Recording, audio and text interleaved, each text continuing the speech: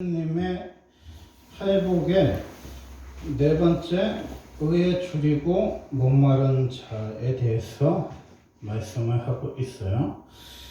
우리가 명심해야 될 것은 뭐냐, 이 의에 줄이고 목마른 자라는 것은 마치 뭐와 같냐, 데살로니가전서 5장 17절 말씀처럼 쉬지 말고 기도하라, 이 말씀과 같다는 거예요. 그게 많은 사람들이 쉬지 말고 기도하라는 뜻을 이해를 잘 못해요. 쉬지 말고 기도하라. 그럼 뭔 소릴까? 그럼 밥도 먹지 말고 일도 하지 말고 하루 종일 기도만 하라, 이 뜻일까? 그게 아니죠. 이 말의 뜻은 뭐예요? 우리의 삶의 논점이 하나님이 삶의 중심이어야 한다는 거예요. 하나님 뭐예요?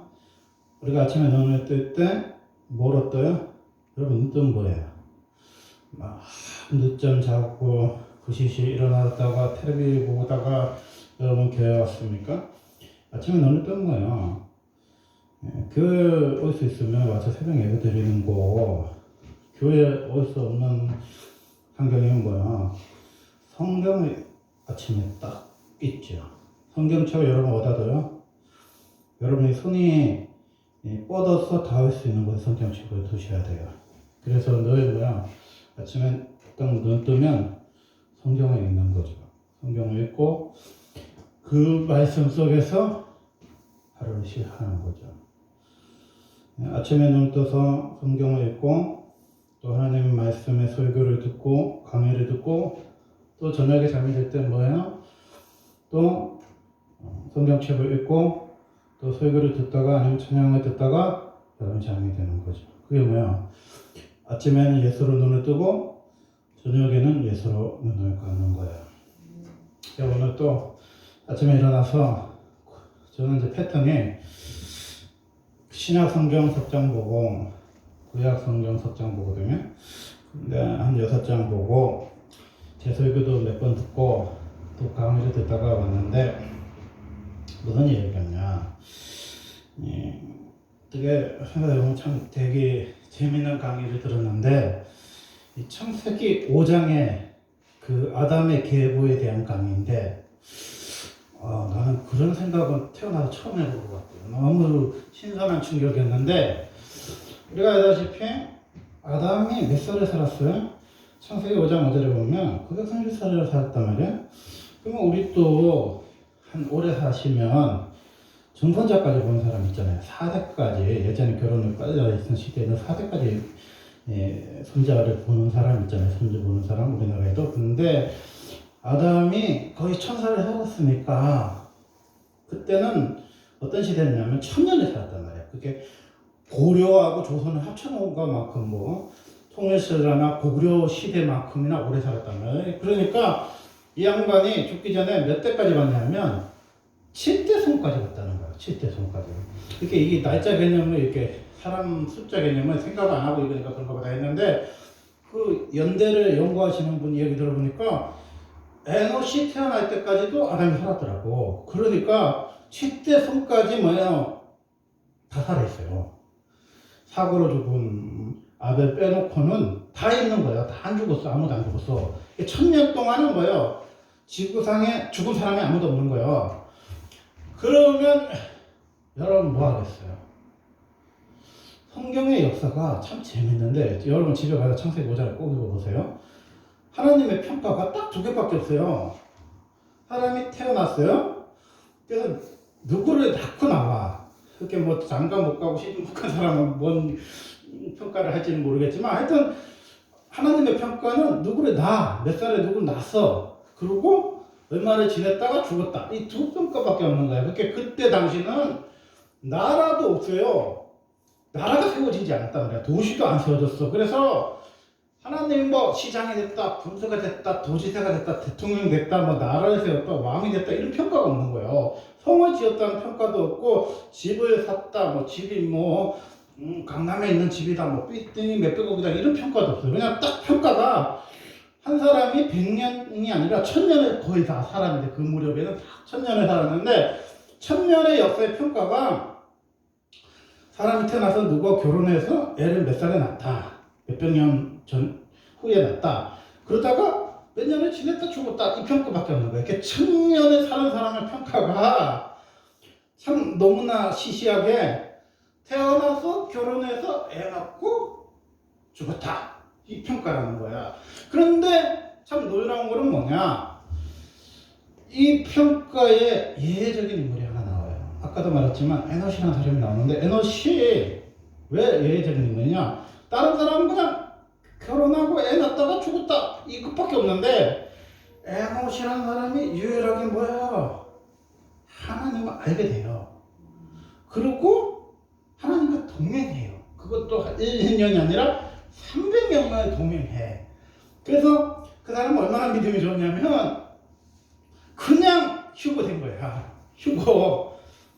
그냥 우리 다 죽어서 이제 예수님 만나는데, 우리는 안 죽고 이 세상에서 창세기에 유일하게 휴고가 된 사람인 거예요. 얼마나 믿음이 좋은지. 근데 성경의 역사를 다 봐도 안 죽고 살아서 하나님 만난 사람은 에노스하고 엘리야밖에 없어요. 성경의 역사에. 신약에는 아무도 없어. 그렇게 생각해보면 에노시라는 사람은 입지적인 인물이잖아요. 근데 에노시 왜 대단한 사람이냐? 여러분 한번 생각해봐요.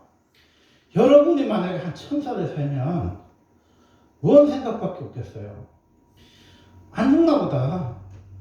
사람은 안 죽나 봐. 누가 찢어 죽이지 않는 이상 안 죽나 봐. 영원히 자연사로 산다 생각하면 뭐야? 집 짓고 결혼하고 애기 놓고 뭐 살고, 그런 생각만 할 거 아니에요, 그죠? 근데 1000년을 사는데 하나님만 생각해? 그게 얼마나 충격적이에요. 한번 볼까요? 무두세라는 몇 살을 살아요? 우리가 성경 퀴즈 때 많이 나오는 이야기인데 969세를 살았어. 그리고 노아는 몇 살을 살았냐? 950세를 살아요. 창세기 9장 29절에 보면. 데라는 몇 살을 살았냐? 창세기 11장 32절에 보면 205세를 살아요. 이렇게 다 900억 정도 사는데, 아브람의 아버지 데라 때 와서 사람 몇 살을 사냐? 205살을 산단 말이에요. 205살. 그러니까 900년 수명에서 노아 홍수 지나서 200년 정도 산단 말이에요. 그러면 인류의 역사의 나이하고 비슷한 수명이 이제 시작되는 기점이 어디냐? 우리가 알다시피 그 아브람이란 말이에요. 아브람. 근데 아브람이 창세기 25장 7절에 보면 175세를 살고 죽어요. 175세를 살고 죽는단 말이에요. 그러면 그 독일의 총독 그 비스마르크가 20세기 와서 우리가 말하는 사회복지 이야기할 때 65세 어쩌고 했잖아요. 근데 그때 그 선진국, 우리보다 뭐 지금이야 뭐 별로 차이가 안 나지만 옛날에는 뭐 하늘과 땅만큼 차이 나는 뭐 독일이라든지 미국이라든지 이 나라에서 엄청 잘 살았잖아요. 근데 1900년대에 사람들의 수명이 몇 살이었냐? 비스마르크가 말한처럼 65세 사는 사람은 1%도 안 됐어요. 그게 복지 정책이었단 말이에요. 1%. 지금이야 65세 노인을 그 노인이라고 하기도 뭐하고 뭐 그 등급을 한 70세쯤 돼서 노인이라고 해야 된다. 이렇게 연세들이 드신 분들이 노인이 많아서 이렇게 말할 정도였는데 1900년도만 해도 지금으로부터 불과 한 120년 전만 해도 사람들의 수명이 몇 살이었냐? 65세 노인이 없었다니까요. 선진국에도. 그러면 우리나라 사람들 수명이 어떠냐? 우리나라 사람들이요, 1960년대만 해도 60살이 넘어간 사람은 별로 없었어요. 그래서 여러분이 알다시피 한갑이라는 게 있었잖아요. 한갑. 한갑은 옛날에 굉장히 큰 잔치였어요. 왜? 그만큼 산 사람이 없는 거야. 그러니까 엄청난 큰 잔치야. 그리고 한갑을 하면요, 며느리를 안 본 노인들이 없는 거야. 그 시대에. 한 60세를 살고 죽는 사람도 별로 없으니까 다 일찍 결혼했으니까는 막 13살, 14살, 15살 시집 간 거지. 그러니까 막 한 애를 낳아 한 7을 좀 뭐 많이 놓은 사람은 10명쯤 놓는 시대잖아요. 그러니까 뭐요, 60세 환갑 잔치해요. 그러면 아들, 며느리, 손자 뭐 이렇게 많단 말이야. 근데 여러분이 지금 한 60살 환갑 하려고 해봐요. 머리가 그쩍그쩍 한다니까. 시집 간 사람 아무도 없네. 장가 간 사람 없네. 애도 없어. 그러니까 그냥 엄마 아버지 그냥 어디나 갔다 오세요. 이런 사람 대부분이요. 그럼 여러분이 한 70세 살아봐. 그러면 시집 장가 갔고 애가 막 옛날처럼 많아요? 없어. 70살 이래. 요새는 90살쯤 살아야 한 40살, 50살에 애들이 시집 가서 그때 애를 낳는지 어쩐지 모르지만 하여튼 그렇게 된단 말이야. 근데 우리가요, 참 신기한 건 뭐냐면, 우리의 수명이 80년대까지만 해도 80살이 된 사람 별로 없었거든요. 지금 와서 100살 시대가 됐고, 얼마 전부터 120살 어쩌고 인간의 수명을 이야기해요. 근데 실제로 제가 살면서 100살 넘어간 사람 봤냐? 이 나이에 한 50이 다 돼도 봤냐? 못 봤어요, 저. 100살 넘은 사람 한 번도 못 봤어. 뭐 서울대학교 나온 사람 보기 힘든 것처럼 실제로 100살 된 사람 딱 2명 봤거든요. 96세 할머니하고 그 동생인데 94세 할머니하고 제가 태어나서 딱 2명 봤어요. 그분들도 거의 100살은 가까운데 100살 아니야. 그렇게 생각해 보면 뭐 인간의 수명이 120살이니 뭐 100살이니 어쩌니 해도 대부분 뭐야 한 80세쯤 되면 다 죽더라고 보통 우리 주변의 사람들이. 그리고 한 90까지 사는 사람도 흔한 게 아니에요. 100살까지는 뭐 텔레비에 있는 사람이 있는지 모르지만 거의 여러분 생애에 100살 가까운 사람을 만나보기가 쉽지가 않을 정도로 지금도 별로 없어요. 그러면 여러분의 수명이 지금 몇 살이요? 대부분 사람들이요 앞으로 살 날이 별로 없어요. 10년, 20년이면 뒷동산에 묻힐 사람 천지요. 그런데 여러분이 아담도 아니고 부두세라도 아니고 969세 사는 나이도 아니고 거의 1000년을 사는 나이도 아닌데 아무것도 하나님에 대해서 관심이 없어요. 이건 뭐야? 엄청 충격 아니에요? 여러분 있잖아요. 20살, 30살만 돼도요. 재테크라는 거 하는 거예요. 생각이 있는 사람 재테크를 해요. 내가 직장을 다니면 얼마나 돈을 모으면은 몇 년 만에 집을 사고 몇 살에 결혼을 하고 또 뭐 공무원이 되고 어쩌고 해갖고 은퇴를 하면 돈이 얼마나 모이는데 그거 가지고 몇십 년 동안 뭐 주식에 투자하고 뭐 본드에 들고 보험을 들고 어떻게 해서 20년, 30년 동안 국민연금 얼마하고 내가 받은 연금 얼마하고 해갖고 어떻게 살다가 죽겠다. 이런 개념이 없는 인생이 있어요, 없어요? 없어요. 지금 다 그런 개념을 가지고 산단 말이에요.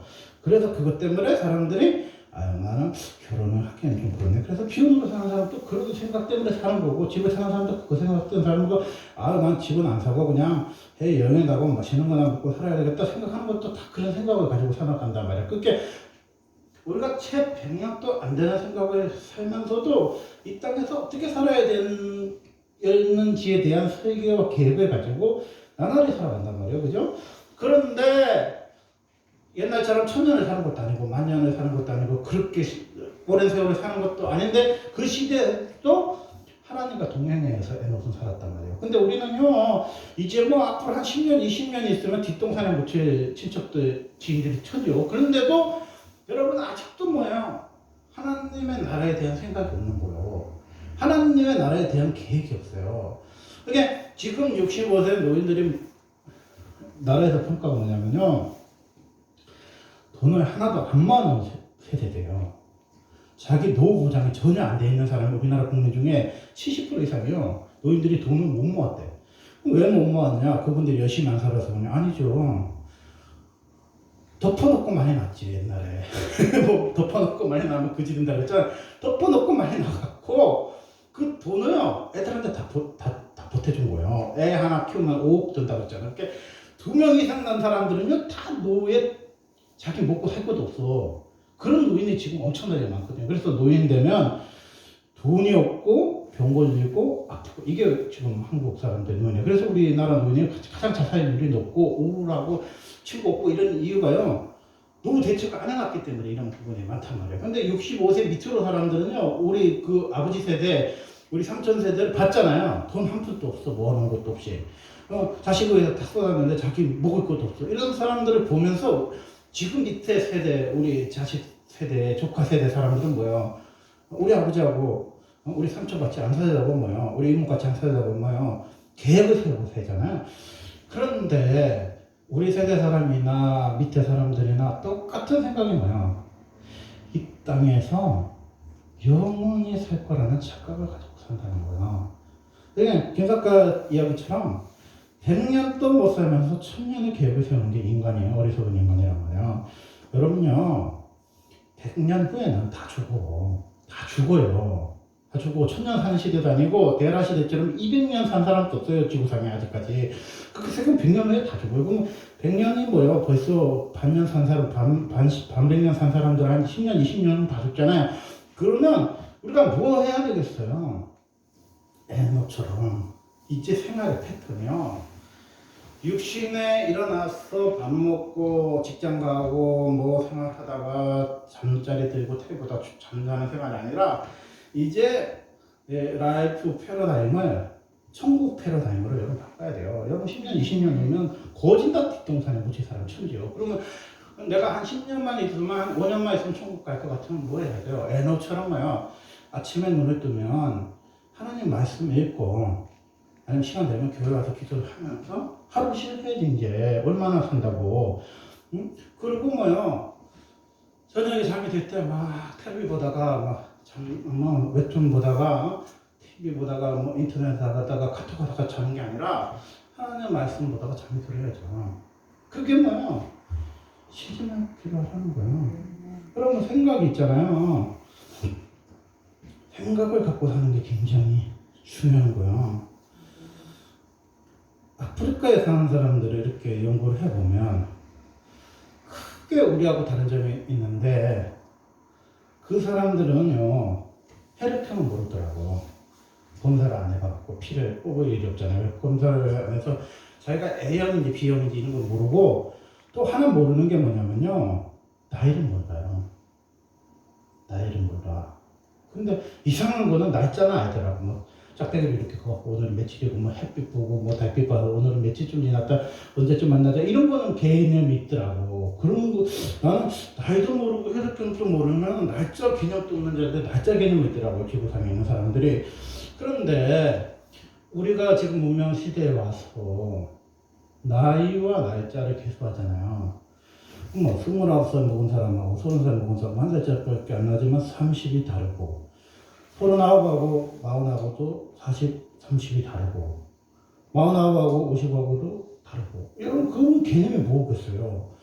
내가 늙어가거나 어느 중간에 되면 돈이 딸리나 보다 그러다 보면 죽는가 보다 이 생각을 가지는 거잖아요. 그래서 그러면 예수님 생각을 가지는 게 되게 중요한 거예요. 쉬지 말고 기다리는 거야.